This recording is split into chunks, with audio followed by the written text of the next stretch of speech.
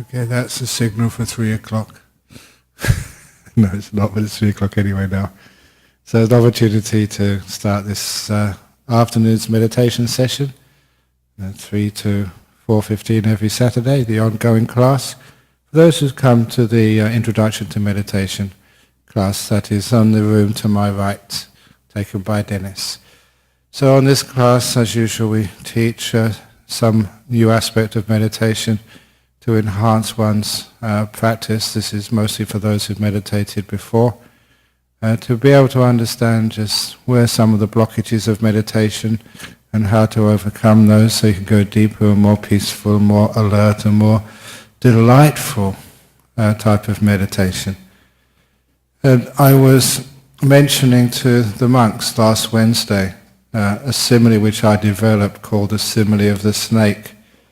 It was because when I was a monk in Thailand, it really was very, very poor. Just the villagers were self-sufficient, so even the monks didn't really have much. So a lot of the time, living in the jungle, we didn't even have any sandals. We had to go barefooted, which you may think is fine, but when you know that there's so many snakes and centipedes and scorpions who slithered on that jungle floor, especially at night time, and that your flashlight had no batteries in it, it was really dull, and you had to go backwards and forwards through the moonlight. And this is not exaggerating. That's what it was like. So it was very dangerous. But even though I spent 9 years in those forests and jungles, especially the first years were very poor, I never stepped on, well, I did step on a snake once, but it jumped one way, I jumped the other way. It's very lucky we didn't jump the same way. But I never got bitten. And one of the reasons was, especially at night time, after we'd done an evening meeting in the monastery hall, and I walked back to my hut in the jungle, I was always on the lookout for snakes, especially.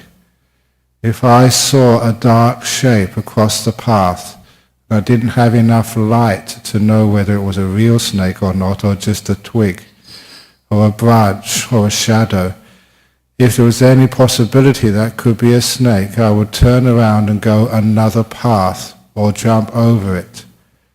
Because I was always on the lookout for those snakes, I never mindlessly trod on one. And I use that simile for meditation. Each one of you has your own problems in meditation. Sometimes it works, sometimes it doesn't. Sometimes you get deep, sometimes you don't get so deep. It could be the problem of excessive thinking. It could be the problem of just sloth and torpor, being tired and dull. It could be the problem of always getting worried and excited, or whatever those problems are. But whatever is your main problem in meditation, you can call that your snake. And what it means is that you program your mindfulness, you set up your awareness to be on the lookout for those problems in meditation. And if you set up your mind at the beginning of the meditation to look out, say, for sleepiness, it means that before sleepiness catches you, before it bites you, using the simile of a snake, you can see it and you can avoid it by going on another path. But when you don't set up the mind to look out for the problems in meditation, it means that by the time that you notice the snake, it's already bitten you. By the time that you notice you're tired or dull, it's too late. I always notice that before a train leaves the station, or just as it's leaving, it's very easy to stop. But once a train is traveling down the tracks at 120 or 30 kilometers an hour, you put on the brakes, it takes a kilometer to stop because of the momentum is so great. Or just like picking out a small weed from the forest, you can pick it out very easily when it's small. But if you leave it for too long, the weeds grow, and it's a lot of work taking out those weeds from your property.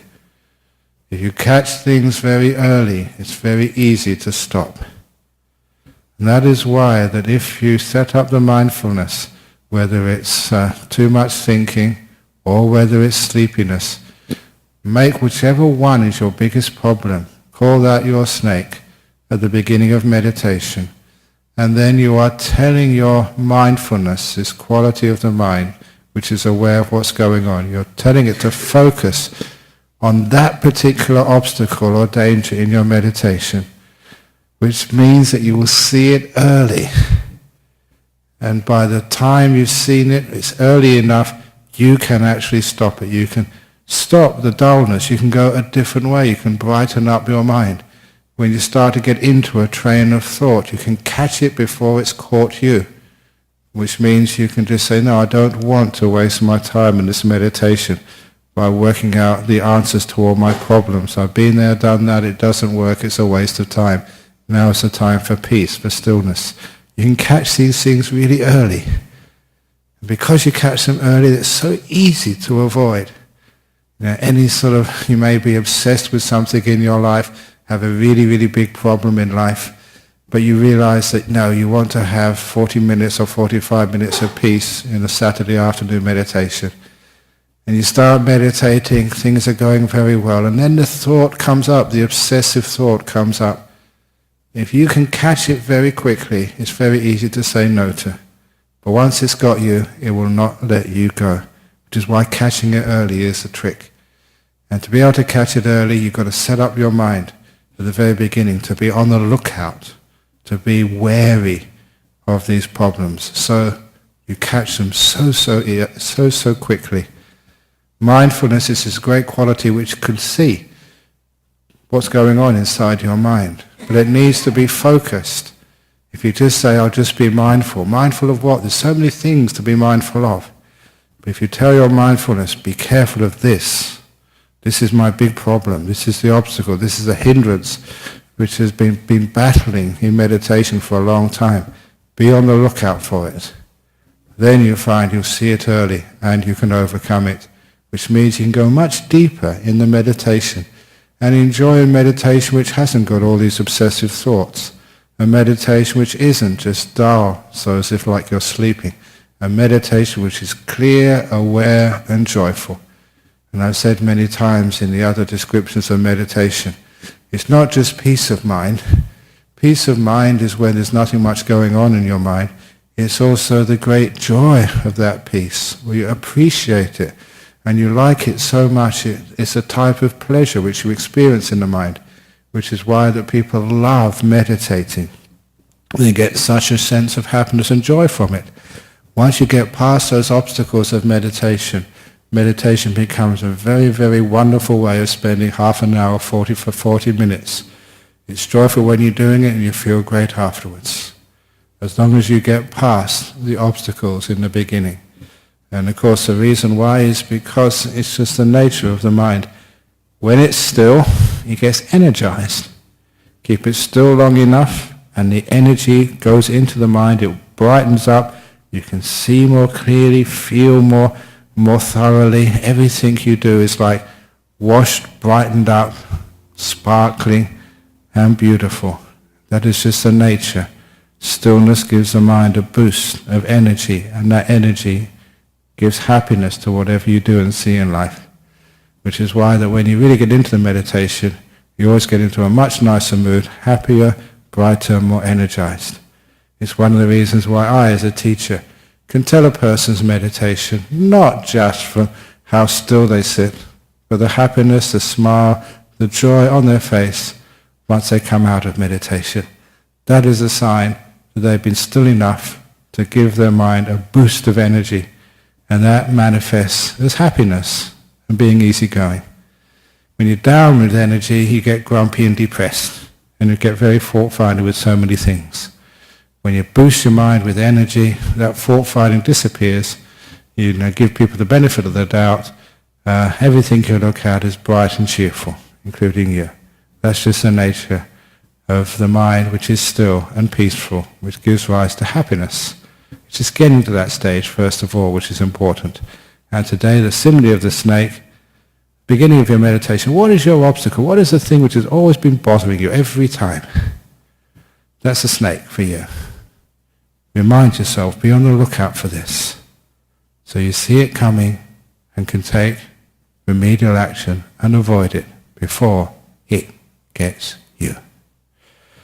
Okay, so now we can actually do some meditation, as has been my habit over the last few weeks. Just to make sure that everybody is at ease in their body, I'm going to stand up and stretch and ask you to maybe do the same.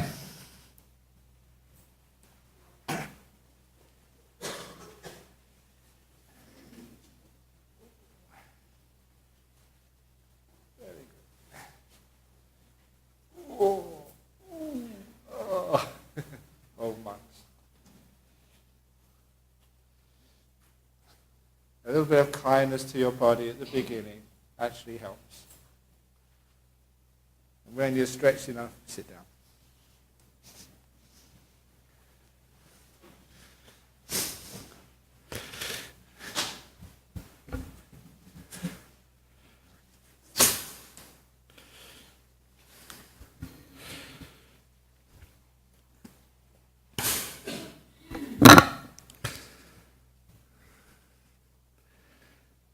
And just when you're ready, you close your eyes.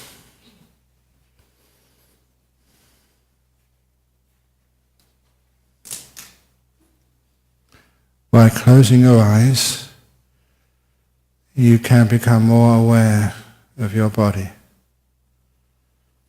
Not immediately. The other simile I like to bring up is that of being in a lit room and going out into the garden, into the darkness. When you go out from a lit room into the darkness outside the house, it does take a few seconds for your eyes to adjust so you can see the more subtle features in the darkness. Your pupils in the eyes get bigger and you can start to see again. It takes a minute or so, and then you can be aware of the things to be able to be seen in the darkness.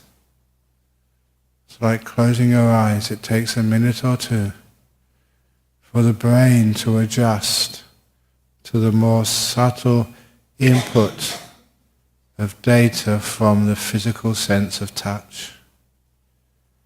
You start to become more sensitive to the sensations in your body.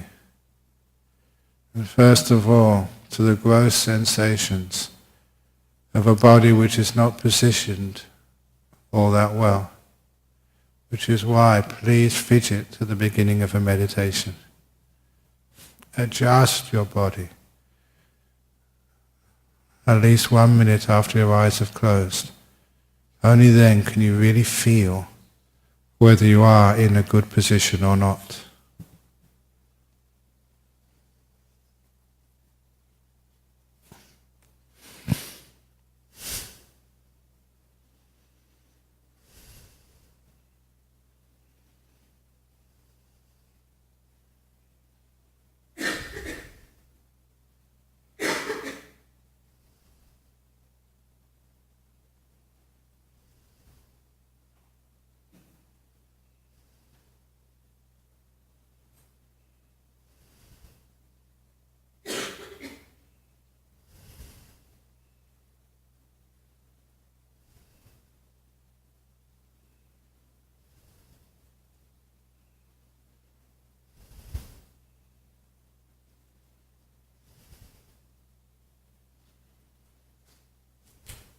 And always be prepared to move the body.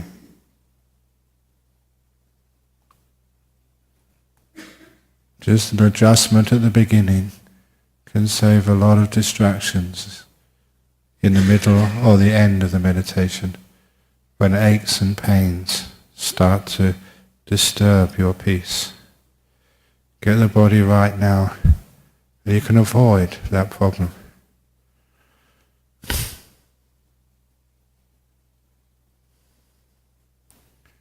It is also developing the ability to keep your attention on one thing and not rush on to something new. Just hold the attention on your body. Don't go fast. Stay. and be with your body.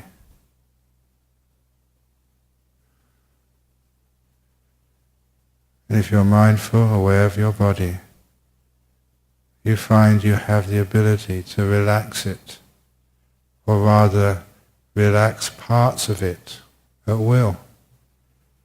If there's a part of your body, maybe your stomach or your legs, which have got some injury or illness and it's aching, just by focusing on that area, sending it kindness, compassion, being kind to it, you find it relaxes. So many tightnesses and tensions and pains in the body are just because of fear. When we focus on that part of the body, rather than running away from it, we are overcoming that fear, allowing us just to relax a part of the body at will. Just imagining it expanding, loosening, softening. All of these words which allow the body to be and to heal and be healthy.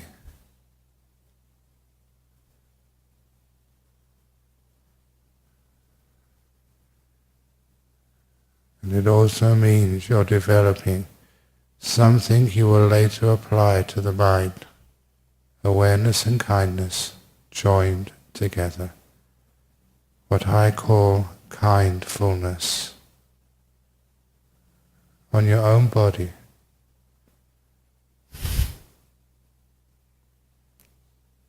And if you truly are kindful on your body, the body will feel very relaxed. And the relaxed feeling of the body is pleasurable. So, if you have that pleasurable feeling of relaxation in the body, stay with it and enjoy it. It is the subtle pleasures of meditation which, when we get into, create a great joy and happiness, even ecstasy of a healthy, relaxed body, and later of a mind that is similarly free.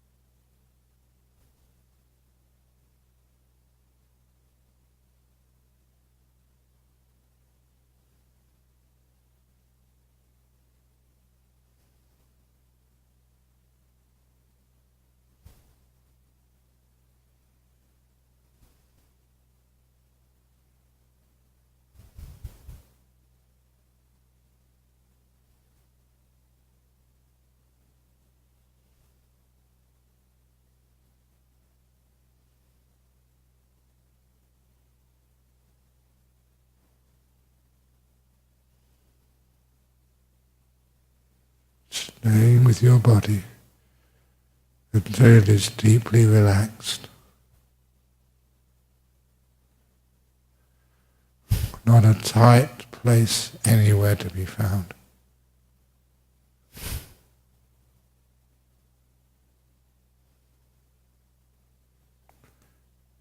And when that body is very relaxed with kindfulness, only then can we let it go. Let it disappear as we focus on our mental world. If you want to know what the mental world is, you know a garden by the flowers, the trees, the bushes, the lawns, which define a garden. The mental world is a world of your past and future, your thoughts and emotions. They're the nice ones like joy, kindness, and the not so nice ones like fear, anger, anxiety. We're going to relax our mental world until all the past vanishes. So we can be here, arrived in the present moment.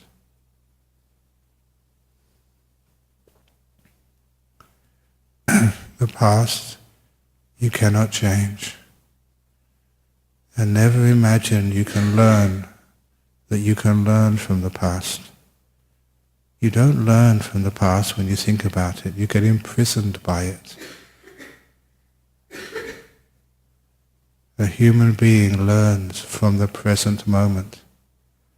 That is a place where wisdom and freedom reside, not in the past, but in the present. And as for your future, we all think we should be responsible for our future. And we really believe we should plan to be responsible. But soon you will understand that now is where your future is being made. And if you want to be responsible for your future, be responsible for the place it's being made right now. And you ensure that this moment is as kind, as mindful, as peaceful as you possibly can. And you will understand that is the very, very best you can do for your happiness, your health, your kindness in the future. By putting all of your attention in the place these qualities are being built up right now.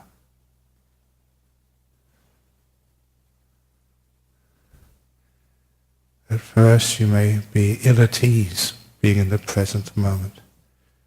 It may be a bit strange for you. Stay here.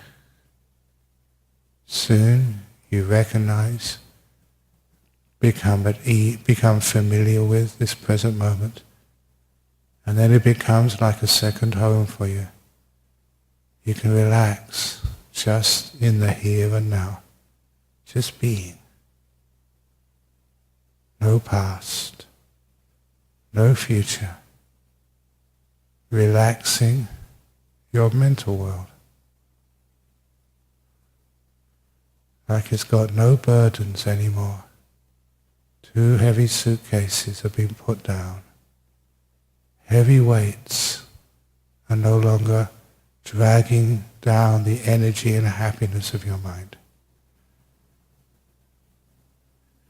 In this moment, you can be free.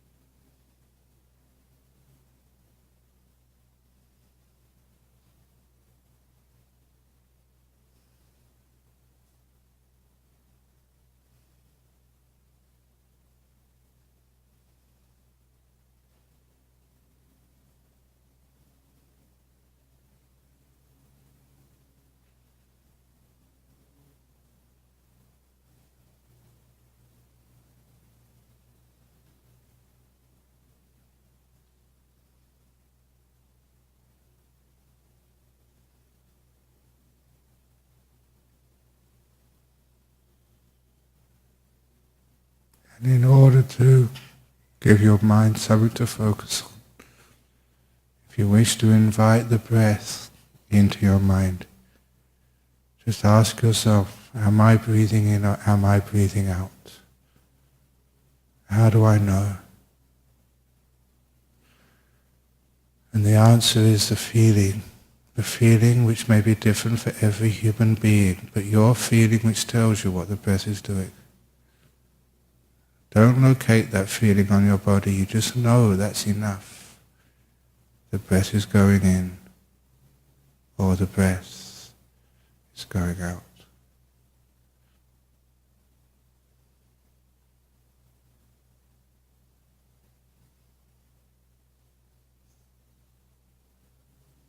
And if that's not enough to settle the mind, you can have your mantra along with the breath. Breathing in, peace. Breathe out, let go.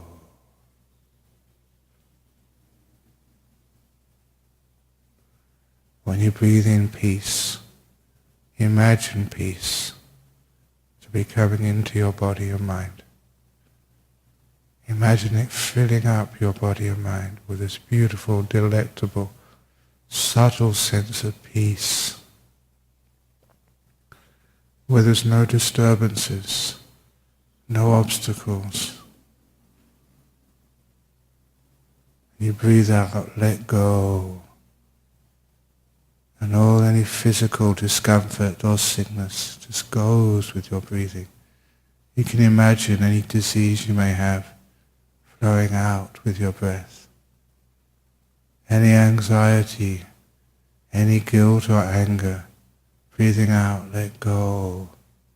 You can imagine it going out from your body and out from your mind. Breathing in peace to replace any negative emotion you may have built up over the week. Imagine that. Make a picture of it. So for you it becomes psychologically potent. The pain does go. And into your mind with every in-breath, beautiful peace and freedom and lightness.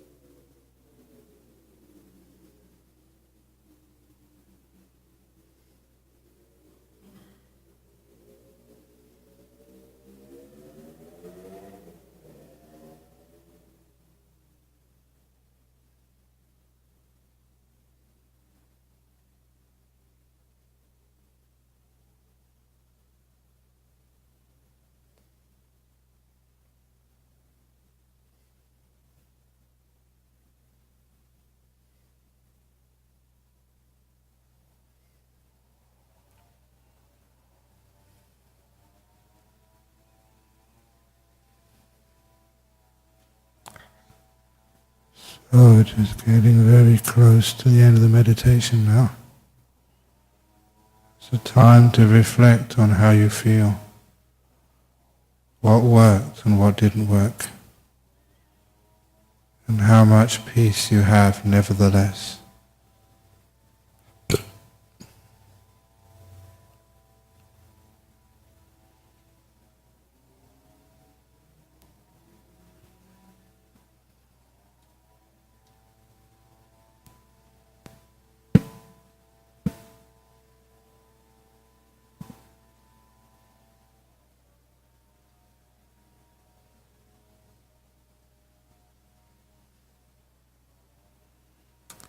I shall ring the gong 3 times now.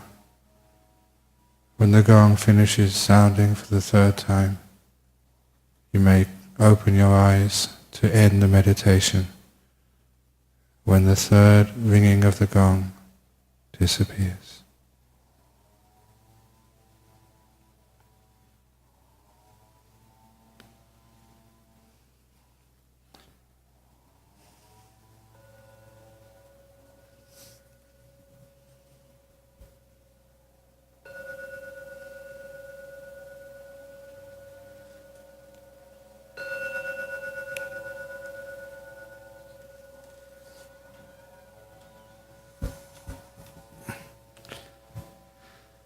There we go.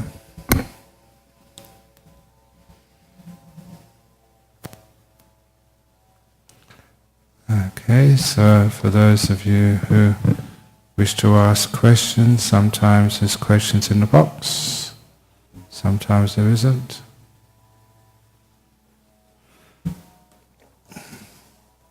No questions in here? Oh, my goodness. Okay, the ones from home first of all. Can meditation be helpful during a time of personal crisis and uncertainty? Absolutely helpful when there's crisis or personal crisis and uncertainty. It's a simile which I developed a long time ago. The simile of a hand. How big is a hand? My hand is now so big I can't see anybody. I can't see anything in the whole universe, only my hand. It's not my hand's fault, it's just I'm holding it too close. When I put my hand where it belongs, at the end of my arm, I can see you, but I can also see my hand. It's perspective. And that's actually what meditation does. When you could meditate, the personal crisis is put in perspective. You let it go, you put it down, you become peaceful.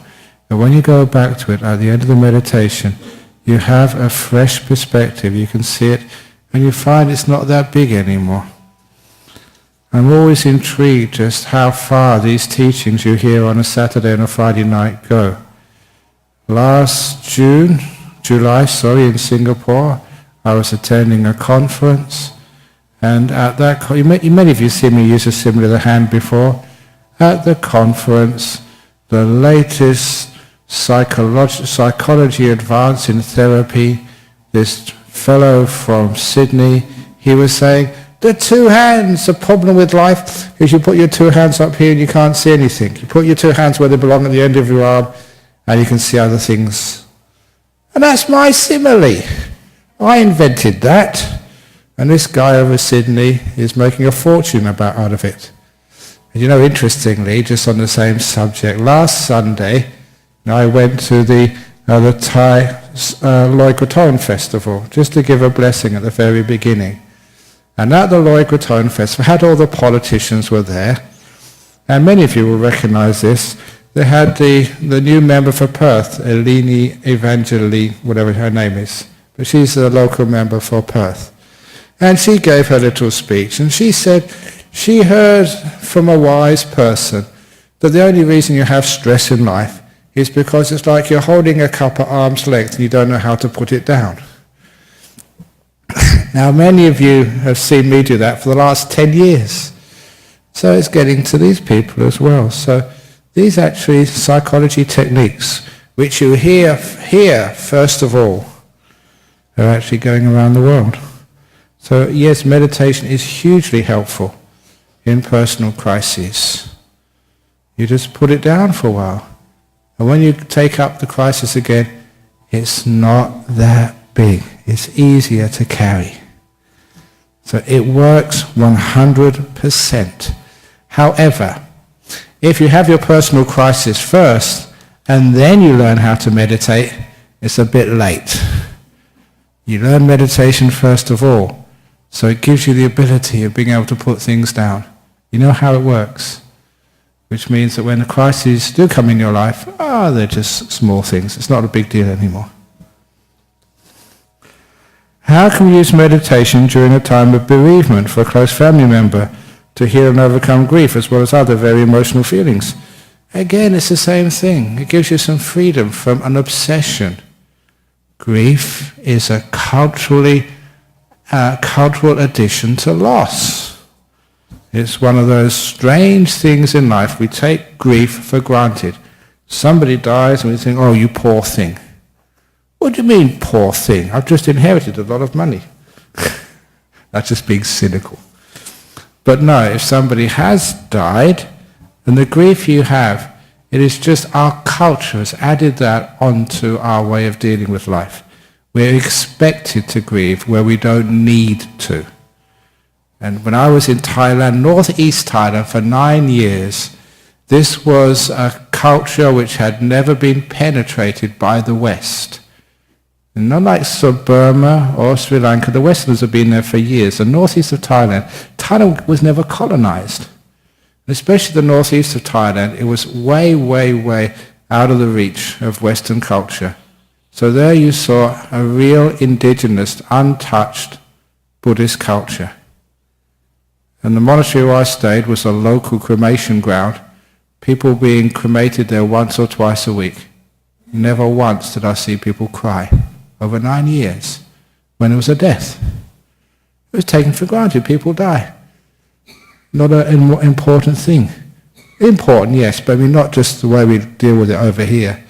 We have imposed a culture of grief on dying, where other cultures is a culture of accepting and moving on. It's interesting. So when you use some meditation, you can actually do things in a different way. What does grief add to when a close family member dies? As they keep on saying, you never cry for the person who's died, you're only crying for yourself. It's just, when you actually examine it, it's just totally irrational. It's not meaningful.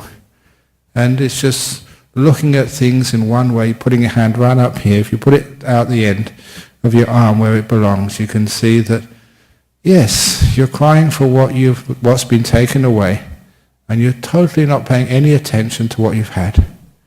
When we remember what we've had, those wonderful years with a person, the great times we've shared, you've been blessed, you've been so fortunate.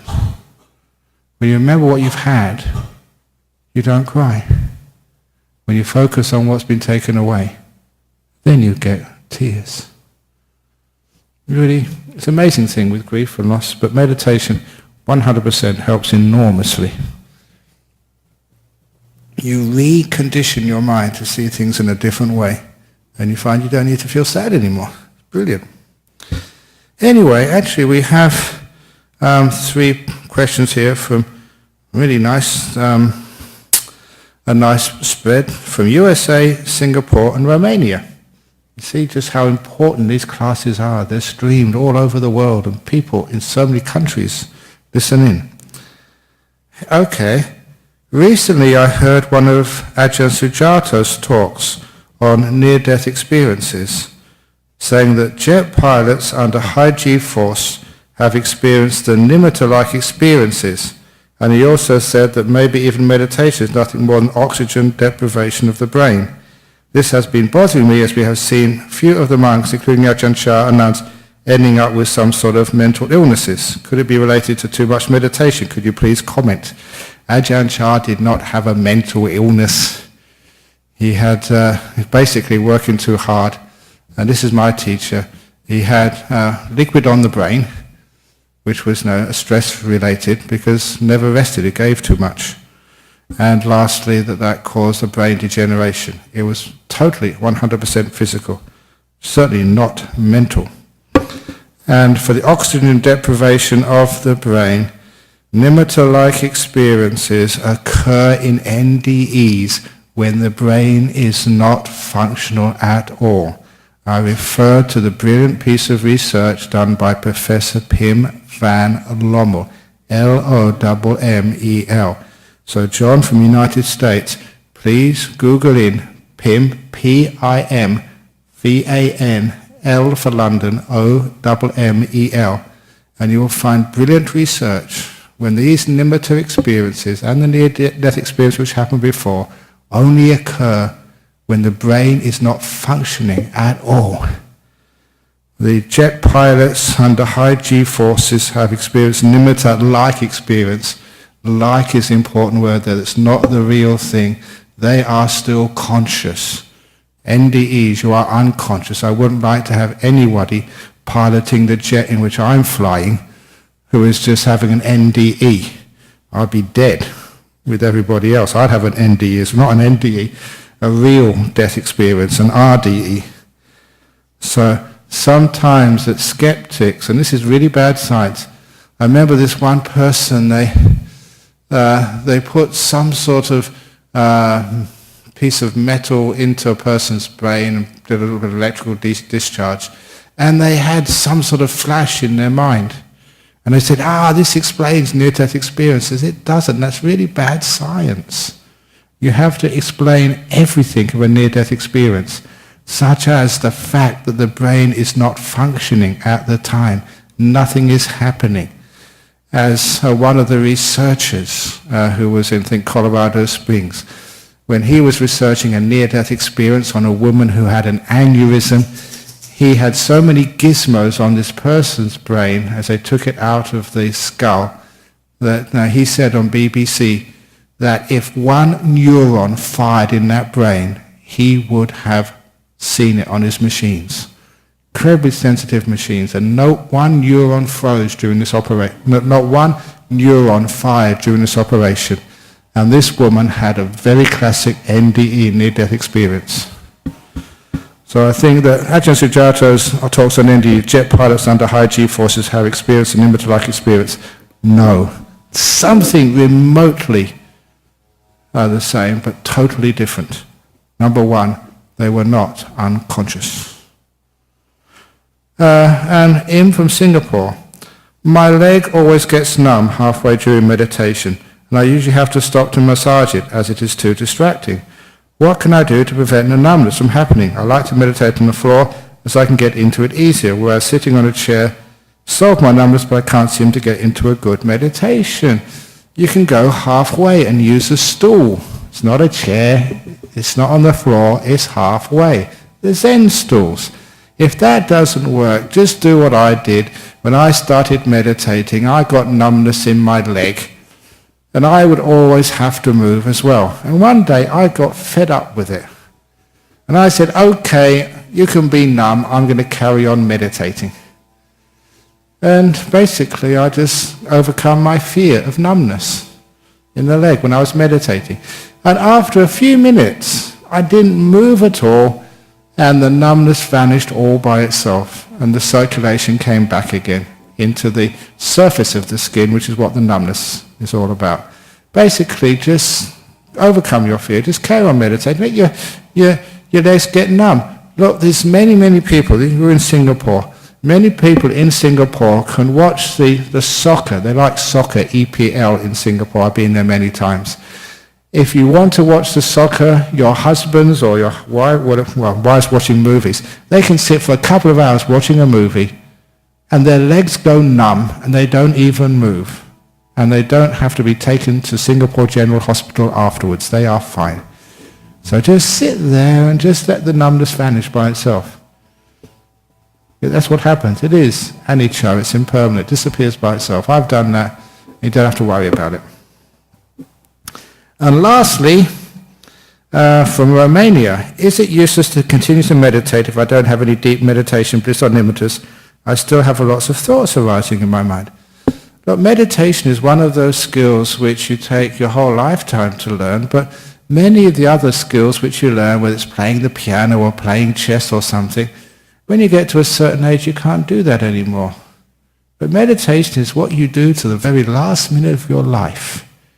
And so it is a skill which you will use when all the other skills you've learnt in your life are just beyond your powers.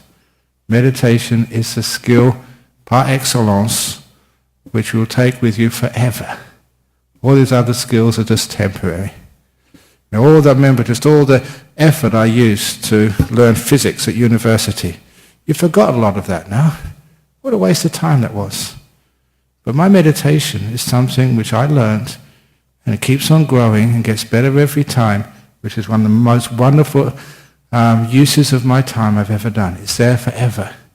And also, the benefits of this are way, way better than anything else you could have done in your life. So it's worthwhile, Nelu from Romania, carrying on meditating.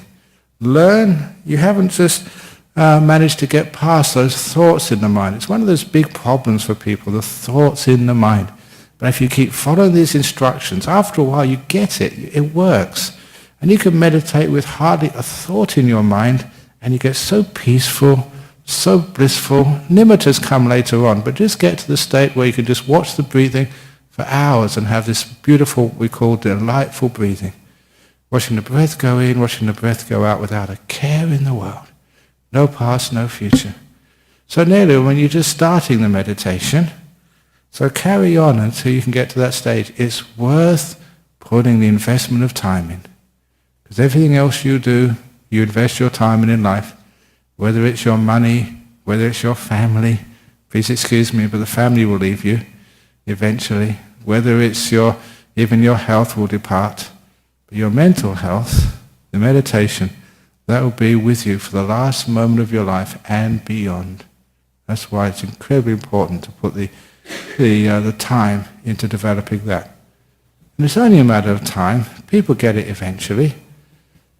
It's just training, that's all. And when you do train your mind, you find you can have a very peaceful mind with so many benefits. So carry on. It's well worth the time, the effort, even the frustration.